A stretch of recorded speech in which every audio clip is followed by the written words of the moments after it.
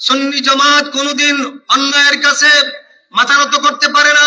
এই মাজার ভাঙ্গার মাধ্যমে আল্লাহর ওলিদের শক্তি আপনারা ধ্বংস করতে পারবেন। আজকে আমাদের সহিবাদী সুন্নি মহাসমাবেশ এই নামকরণের পিছনে একটি কারণ, এই বাংলাদেশে আমরা ইসলাম পেয়েছি একমাত্র আল্লাহর ওলিদের মাধ্যমে। বাবা শাহজালাল ইয়ামানী রহমতুল্লাহ আলাইহি 360 জন আউলিয়া নিয়ে দেশে আগমন করেছেন, গৌর গোবিন্দ রাজার বিরুদ্ধে যুদ্ধ করেছেন। একমাত্র সহিবাদী শক্তি দিয়ে, বেলায়েতের পাওয়ার দিয়ে এই দেশে ইসলাম প্রতিষ্ঠা করেছেন। তাই আমরা এই 360 জন ওলির উত্তরসূরি, আমরা আউলিয়াদের প্রেমিক, আমরা আউলিয়াদের গোলাম, আমরা আউলিয়াদের একমাত্র উত্তরসূরি এবং সৈনিক। সুন্নি জামাত কোনোদিন অন্যায়ের কাছে মাথা নত করতে পারে না, বাতিলের কাছে মাথা নত করতে পারে না।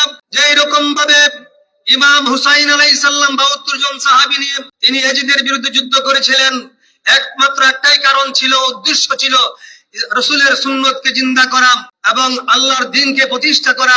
তিনি ক্ষমতার মসনদ দখল করার জন্য তিনি কারবালায় যান নাই, কুফাতে যান নাই। একমাত্র আল্লাহর দ্বীনকে প্রতিষ্ঠা করার জন্য আমরাও আল্লাহর দ্বীনকে প্রতিষ্ঠা করব। সেই জন্যই আমরা আহলে সুন্নাতুল জামাতের গোলাম হয়েছে।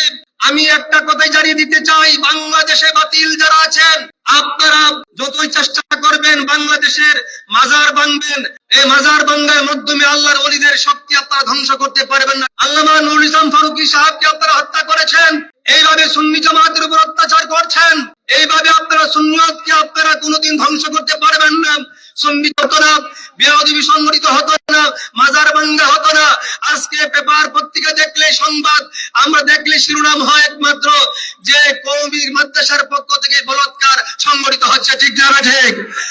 আজকে এই ধর্ষণ, একমাত্র বলাৎকার, এগুলি হচ্ছে। আপনারা কি নবীর প্রেমিক নয়, ইমাম হুসাইনের পক্ষে নয়? আজকে এই বলাৎকার যদি বন্ধ করতে চান, আপনারা পীর মাশায়েখদের দরবারে আসেন, সুন্নির আদর্শ গ্রহণ করেন, তাইলেই ধর্ষণ এবং যত অপকর্ম এগুলি ইনশাআল্লাহ বন্ধ হবে।